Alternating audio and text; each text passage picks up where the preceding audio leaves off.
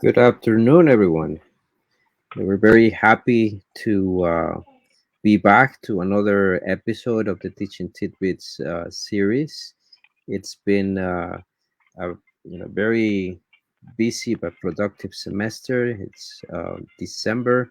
We're at the end of the fall semester, at the end of 2021, and we are looking at almost 2 years of how the pandemic has impacted our lives in all facets, and we continue to have conversations and reflecting on all of the learning lessons that have come to our opportunity.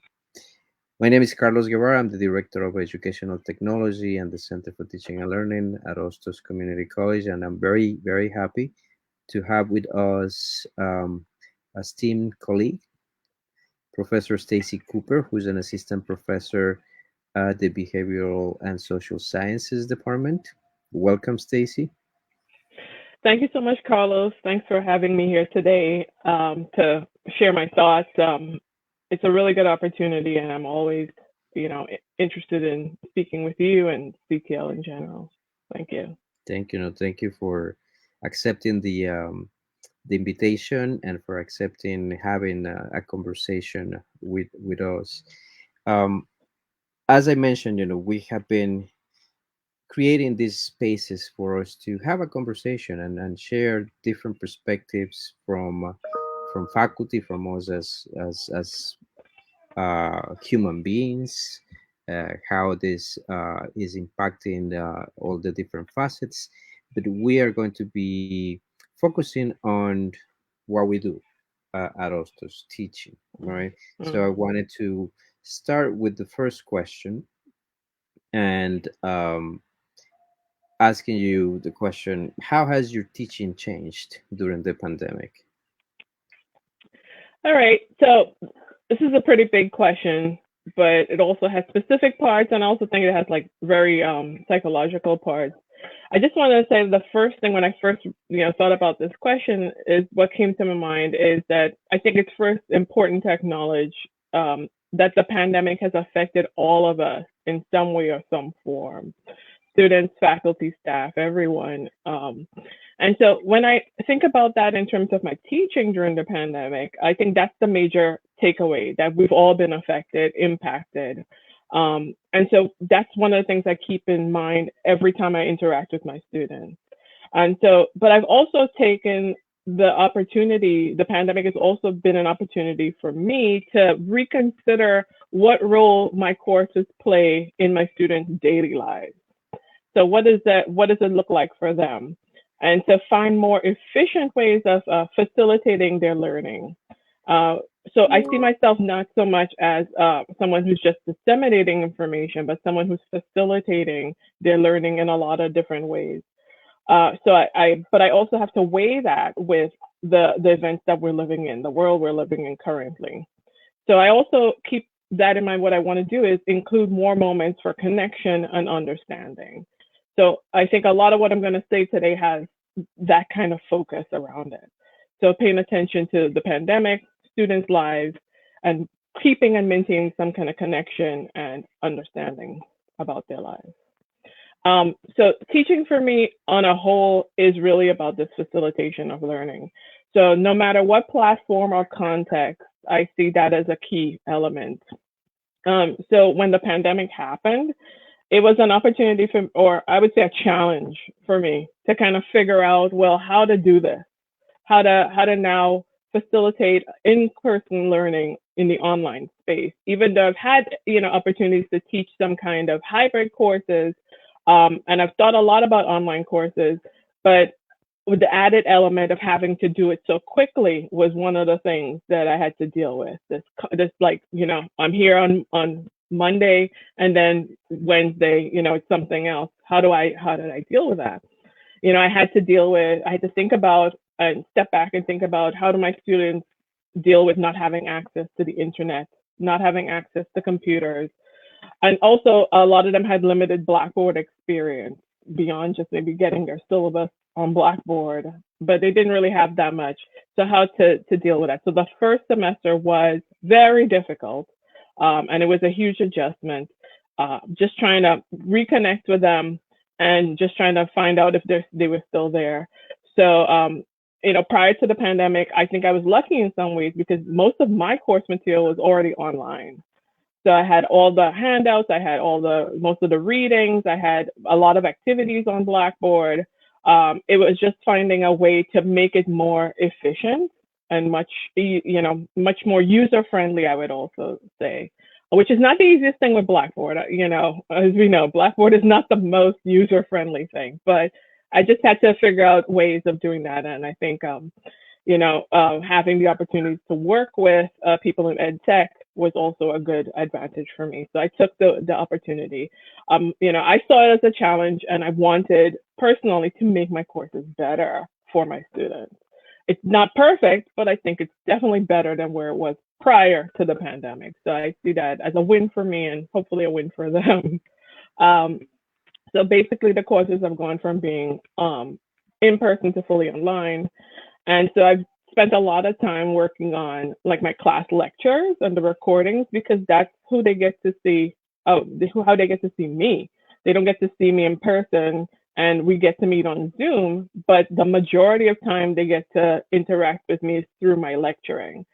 So that became a really important thing for me, that I wanted to put the energy, the effort, and just the work in to make those lectures stand out, that they would seem like they were in the classroom. So I spent weeks, like the whole summer, like weeks upon weeks. I would say, how long was the summer? I don't remember.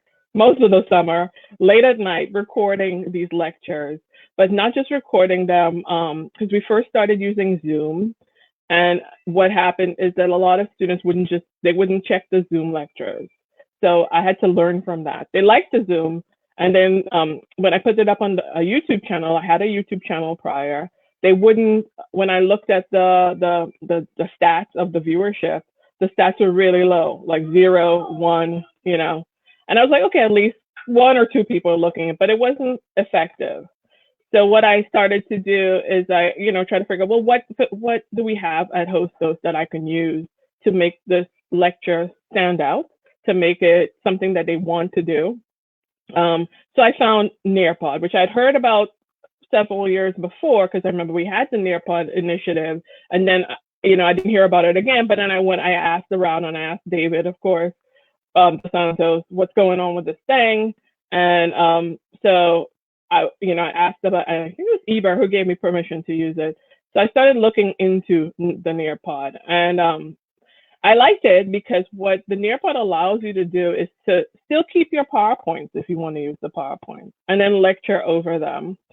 And then if you want to do video, like your own personal video, you can input those videos into the Nearpod. And if you want to link YouTube videos, you could link that. But what I also liked about it is the interactivity of it. You could actually put activities. You could make puzzles. You could make matching games. You can link to puzzles. You can link to other different things that keeps the activity in one place. So once they start the Nearpod, they can be introduced to so many different things without having to leave the Nearpod space. And I think, and you could also link it with Google Slides and a host of other things, like Flipgrid and all of these things that we may not necessarily use here, but they use in elementary school. So I think that was a very powerful tool for me to use to create these lectures that felt very contained, right, and dynamic at the same time. And I think that was really important to me, keeping the course, the material accessible, keeping it dynamic, and keep it interactive. And those were 3 keys. How do I make that work in an online space?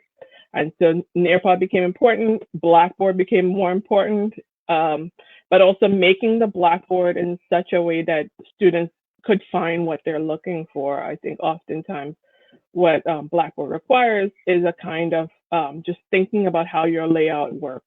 and thinking about the what I call the loop-de-loop of things. So looping people back and making connections with like links and course links in between the Blackboard, which is something I hadn't done before, but I think it really changed the way my class operates. So it's a lot of upfront work. I know a lot of people don't like online teaching. I actually like online teaching, which may be in the minority, but I think it's a powerful tool, just like a lot of the other tools we have. So although it's a lot of upfront work, because you basically have to prepare a class, an entire class before the start of the semester, you have to make sure it's self-sustaining in a way. But once the work is done, you then pay attention to things like the assignments, the activities that students are handing in. You could make adjustments to with what works and what doesn't work. And you spend a lot of time just maintaining the course. So opening things, closing things, checking participation, sending notifications about participation, and adding new information. And it also, you could even make new recordings, but it also gives you an opportunity now to utilize your office hours in a different way, right?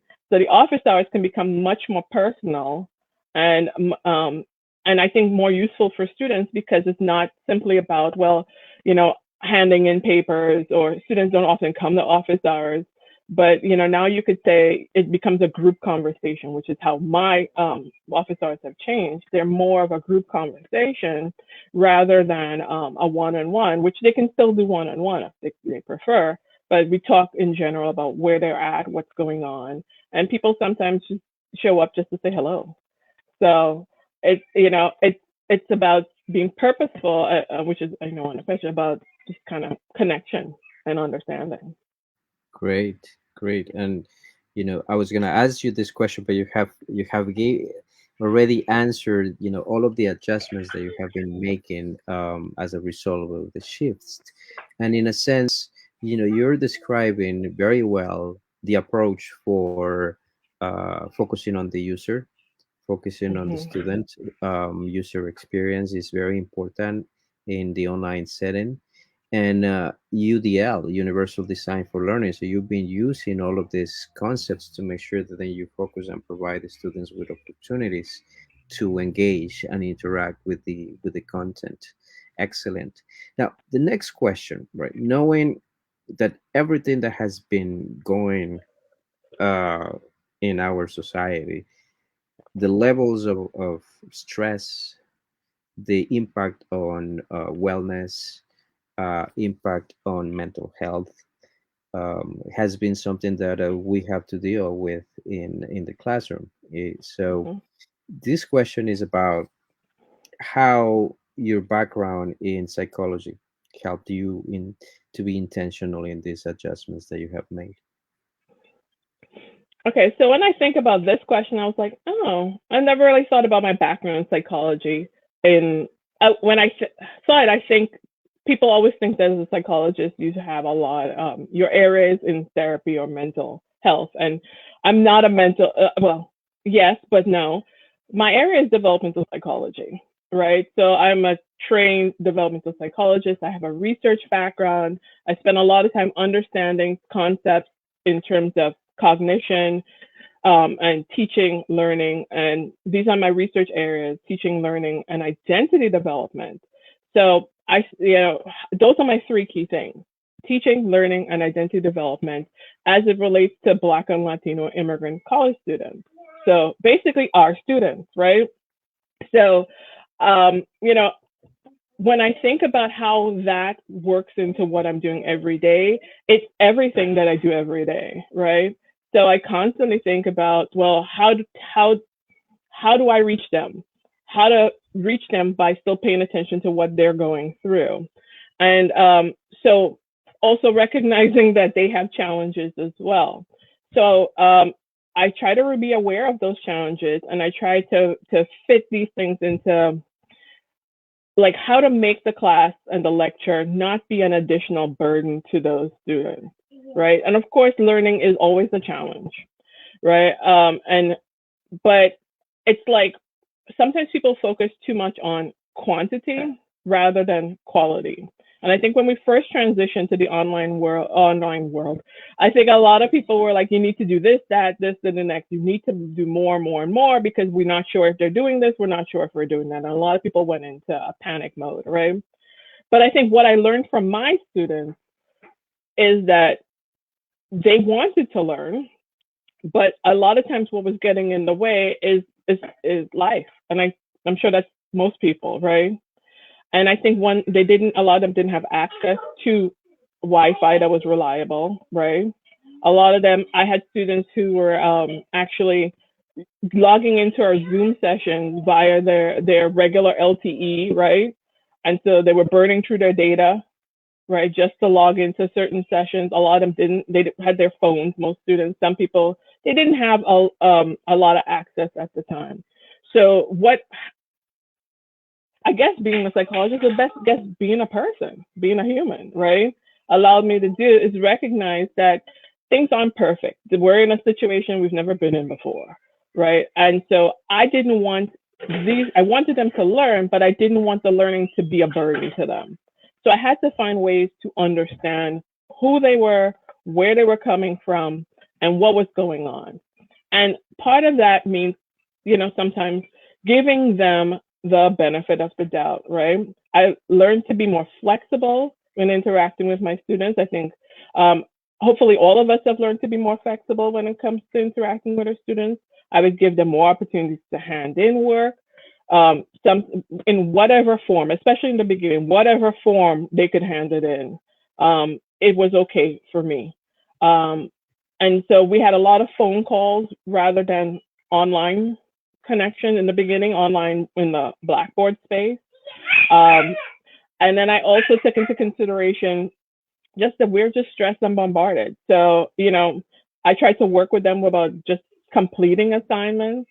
And then I wanted them to be able to do stuff. So even, at one point my classes are OER. So I wanted to make sure that they didn't have to buy a textbook, right? And so we know textbooks are very expensive. And also, yes, it might be in an online space, but they could, if they had a phone, they could see the textbook, right?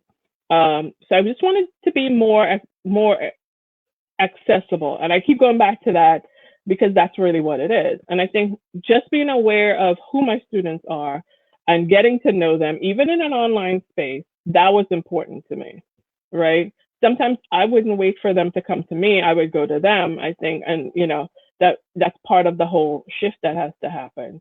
I reorganized what my office hours were for, right? It didn't want it to be about course related conversations necessarily, but just as I said, just to say hello, a check-in. I stopped calling it office hours. I call it check-ins, right? And I try to do it by group so they can get to know each other, so they don't feel alone and isolated. I think a lot of people are feeling isolated now. And we shared information. Those were willing to share their phone numbers or emails with each other so they can talk to each other. I also wanted to do more group work, which sounds crazy on the online space because people are like, group work, students run when they hear group work. But I didn't do it with like 3 and 4 people. I did it with 2 people. So at least they'd have one other person they can check in with other than myself. So they don't feel too lost in this space. But I also say that meeting with them on a regular basis was something I wanted to do. But also I think it's more enjoyable maybe for me than for them because I get to see them, right? And have some kind of contact with them. And a lot of them, are really nice people. And I still talk to some of those students I had like 2 and 3 semesters ago. What are they doing now? And it's beyond just writing a letter of recommendation. It's like, you meet people, you've never met them in person. You've met them totally in the online space, right? And you're excited to meet them in real life.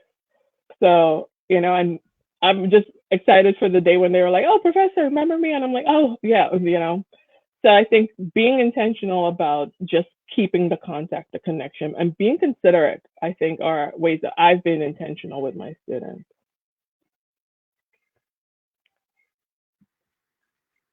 You touched upon some of the strategies that you're using. Any other strategies that you want to highlight in how you're addressing the levels of stress and wellness issues our students are going through? Yeah. It might sound redundant, but I think listening to them is important. I think too often when it comes to students of particular backgrounds, people are too eager to see what students don't bring with them in the classroom and try to correct behavior, right? But I think we all have been impacted by the pandemic, and it's sometimes I don't really want to like sometimes before you would be like, well, tell me why you didn't do this. Tell me why you didn't get to this. Tell me why, give me the excuse, give me the doctor's note. I think people still behave like that. But I think we've all been overwhelmed and we all have not been able to do things on time. We've not been able to do things to the best of our ability. Some things do have to fall to the wayside while some things get prioritized, right? So I think for me, it's like as long as you get it done and you tried your best, I will give you feedback on it. And I'll talk about that in a second. So I know it's hard for them to produce more work, right? But I want them to produce good quality work. So it goes back to the quality over quantity kind of rhetoric, right? So I've reworked my assignments so that I feel that they're challenging, but they don't, like in the beginning, the second semester, the fall we were online, they were getting a lot of assignments, and I kept hearing back from them like, this is too much. This is too much. I have this discussion board, this writing activity. I have this, I have that, and I also felt very overwhelmed. Like, oh my God, I'm constantly grading the stuff over and over.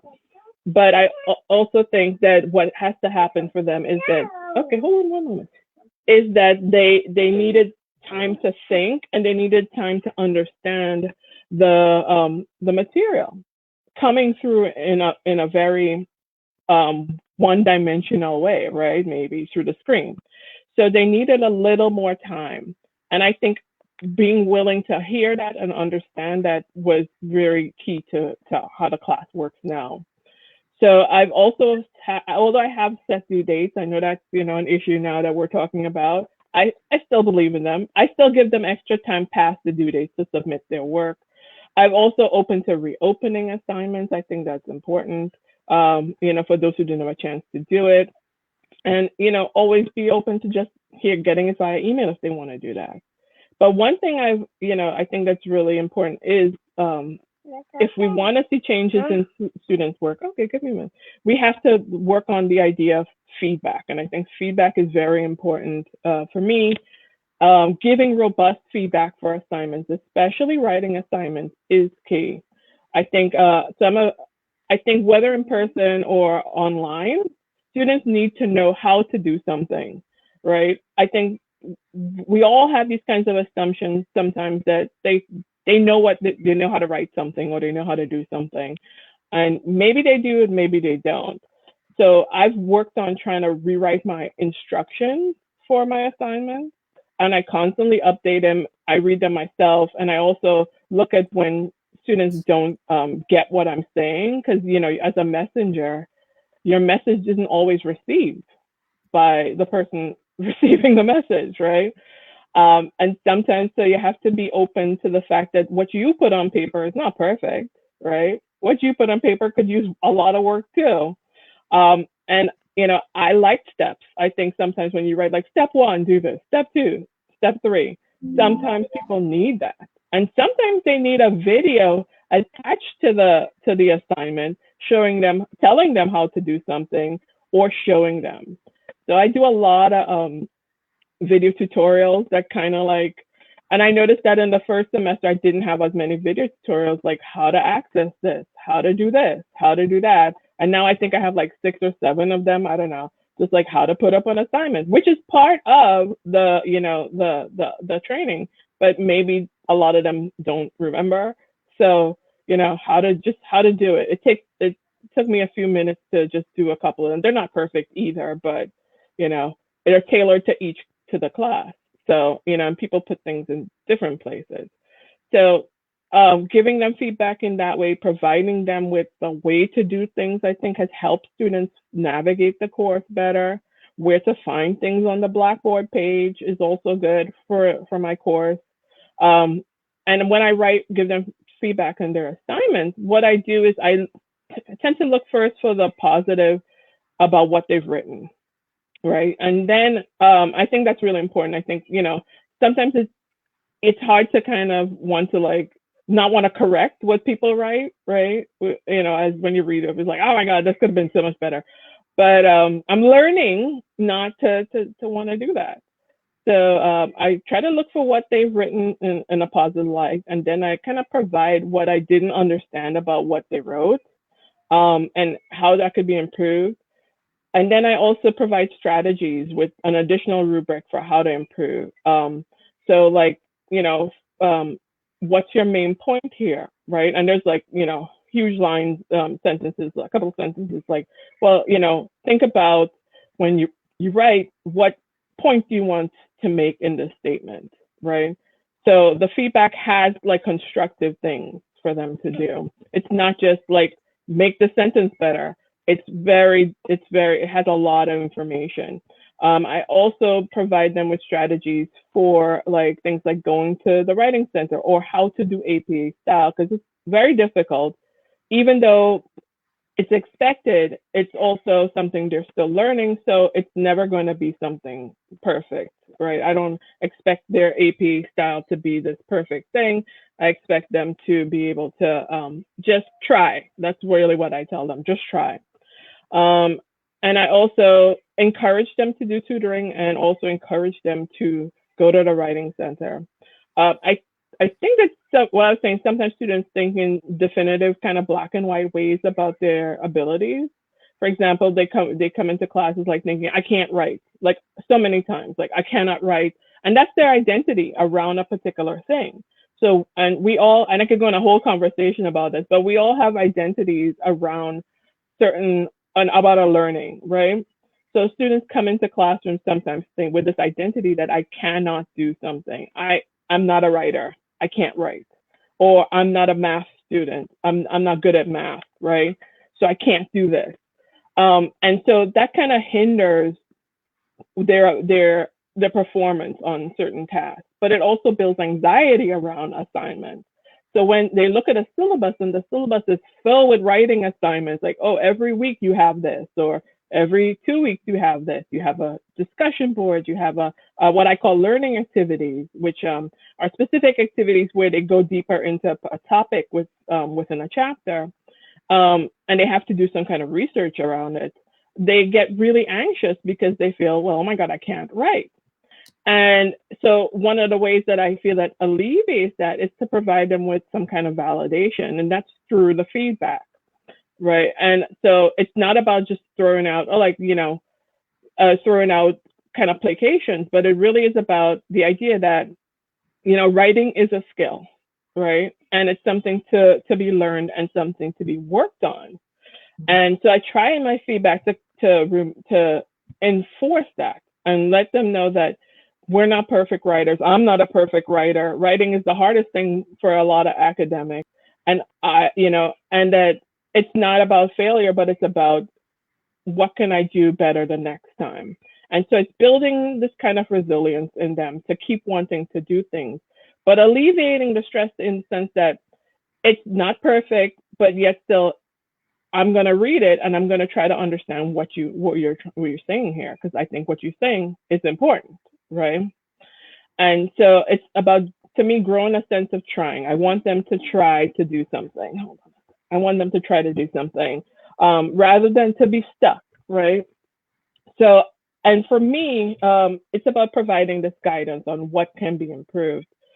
And also for me as a teacher, I'm trying, as I said, to stop being an editor of their work and more of a reader, right?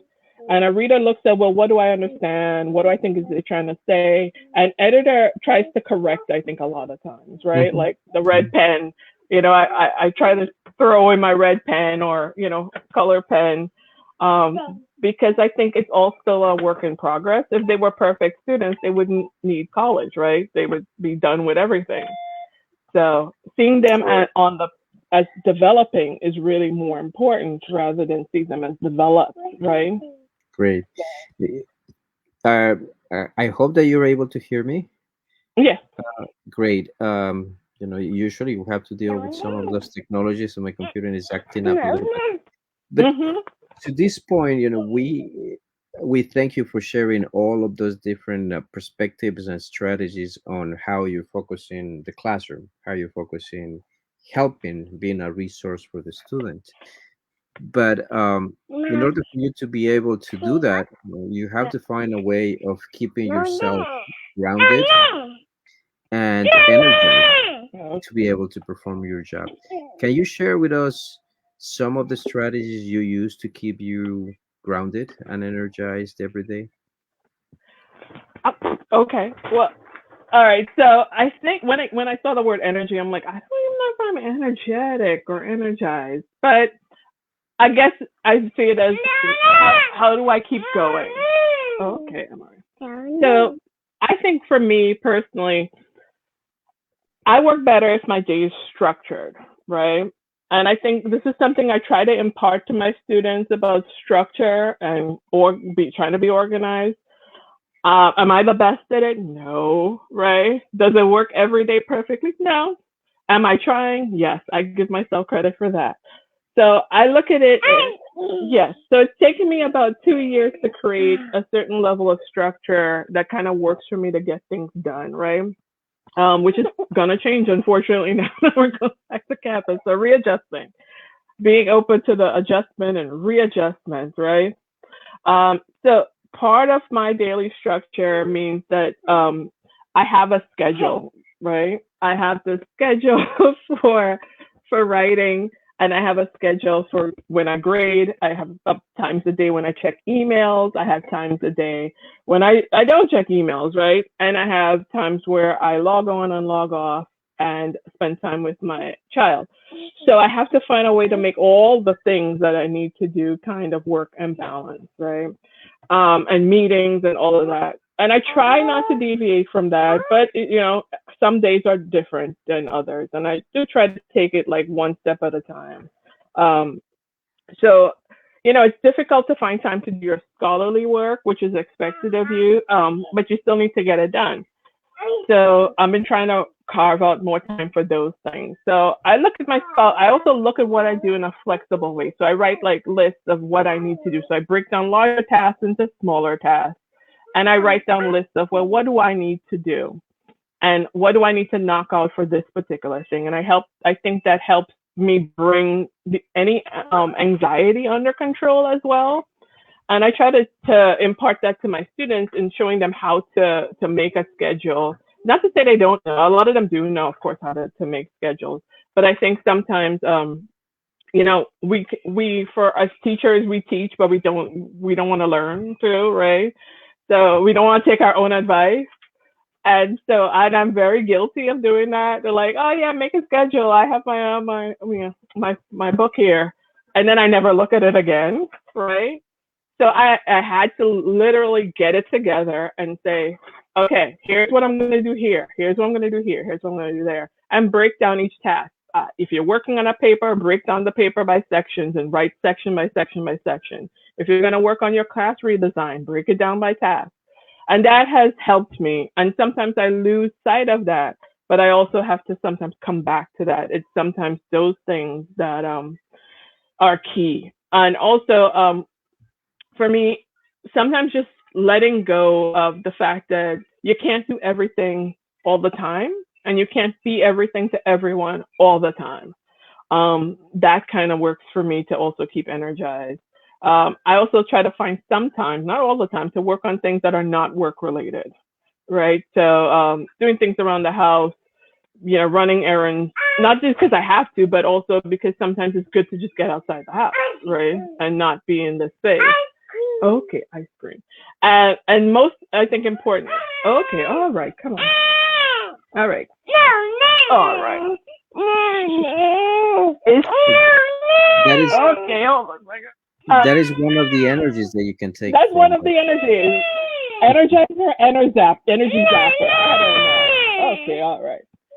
You'll be all right. All right. So, one of the main things I think that keeps me energized in terms of my students is that I know at the core as my teacher being, is that my students can and will do well if they're supported, right?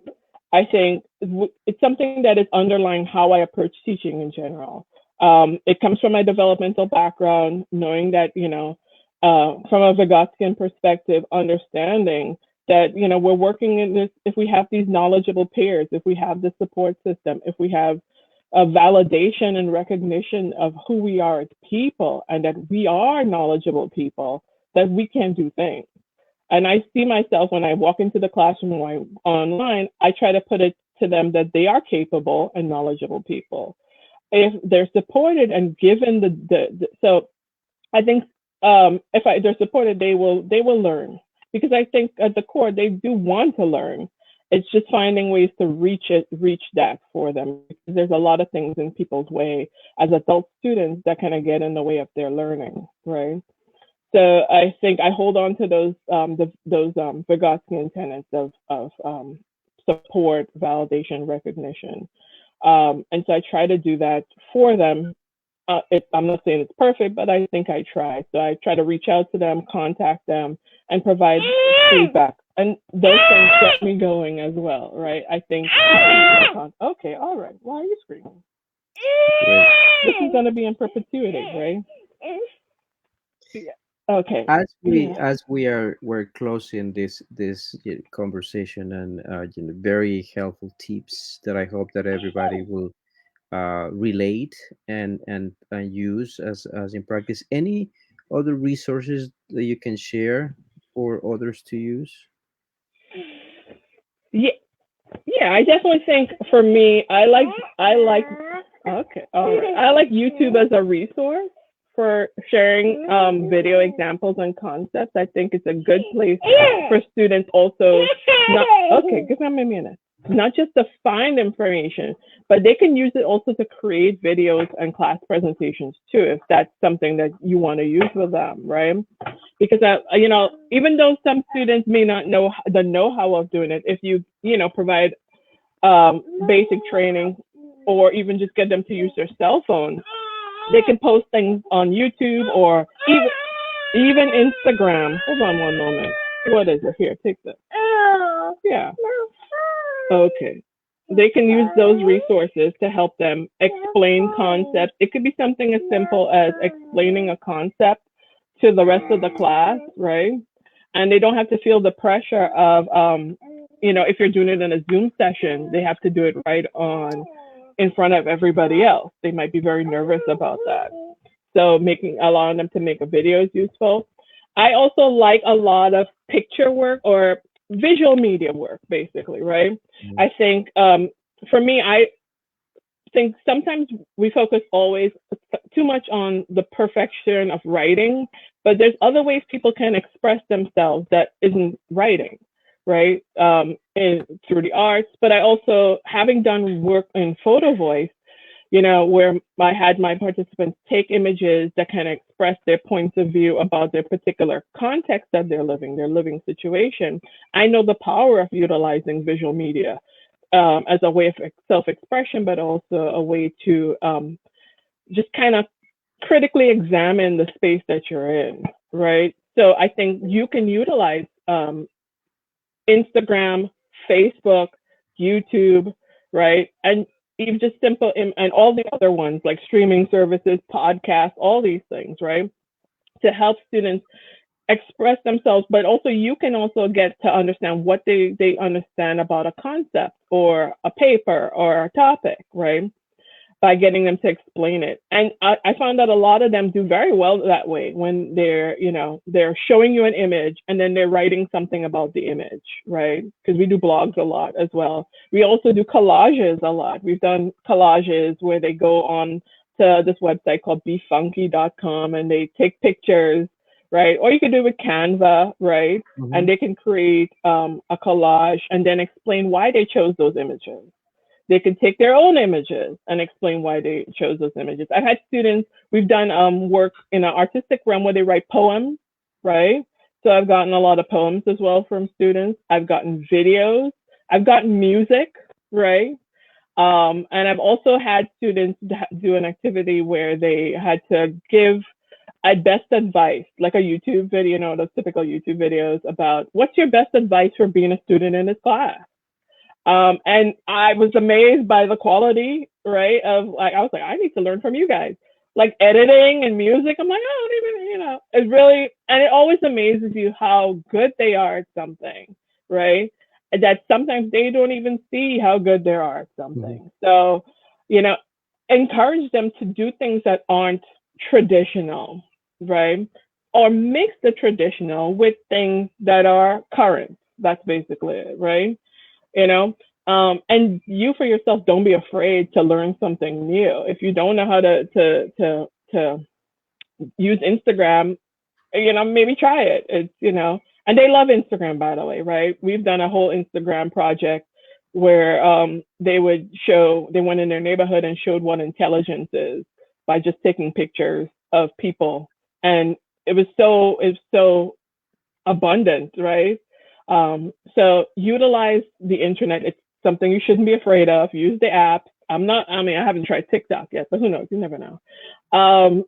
Use the library as a resource. I cannot say enough about our librarians and the intense work that they do there all the time. I appreciate them all the time, and the new library resources since the pandemic has been really good as well.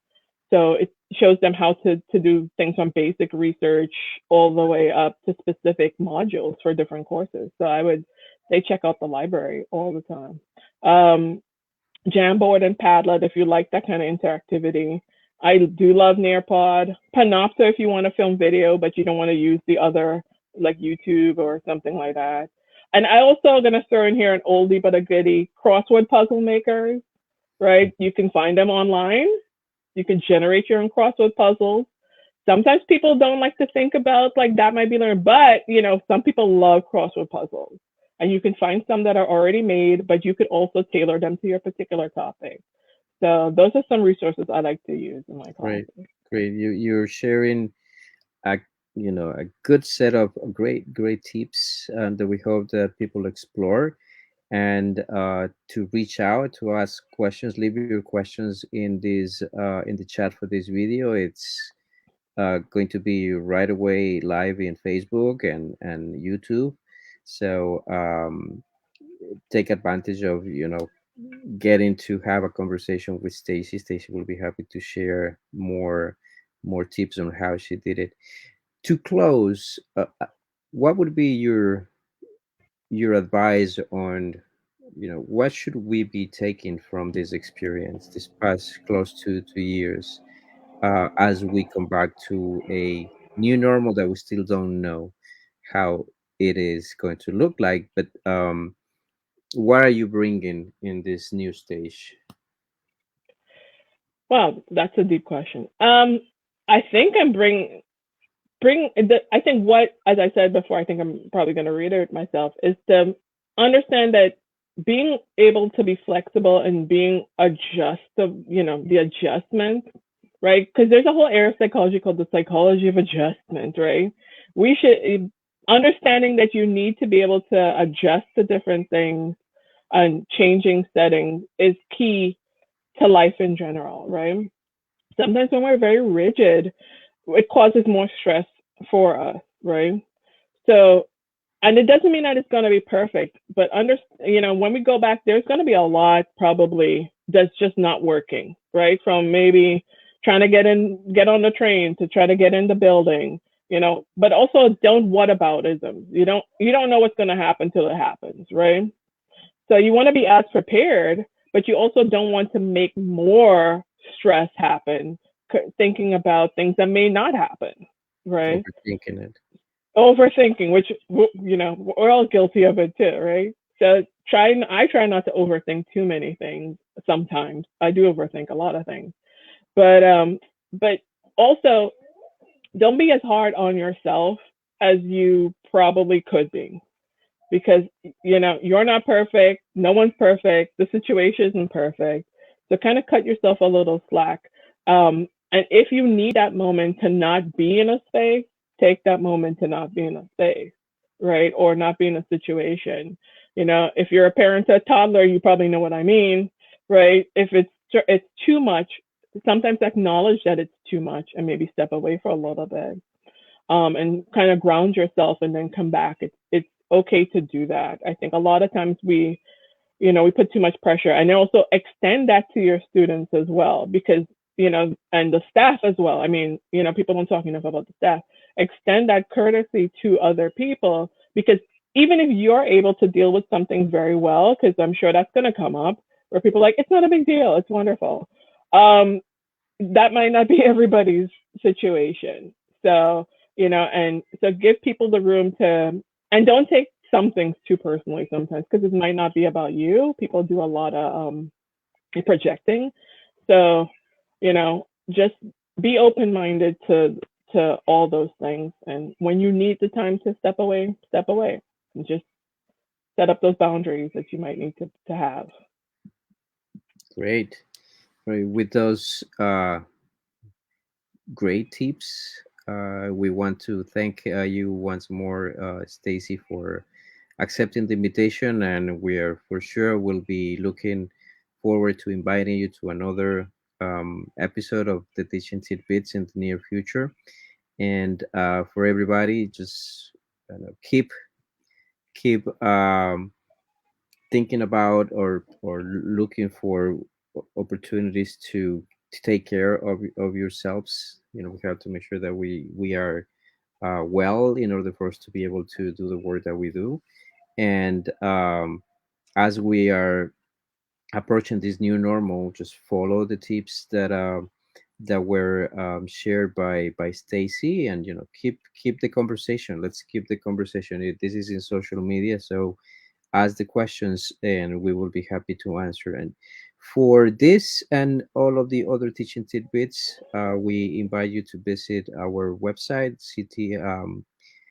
The website is going to be in the screen, so that you can visit and watch all of the previous teaching tidbits, this video as well. And thank you again, and until we meet again for another teaching tidbits episode. Thank you. Thank you so much, Carlos.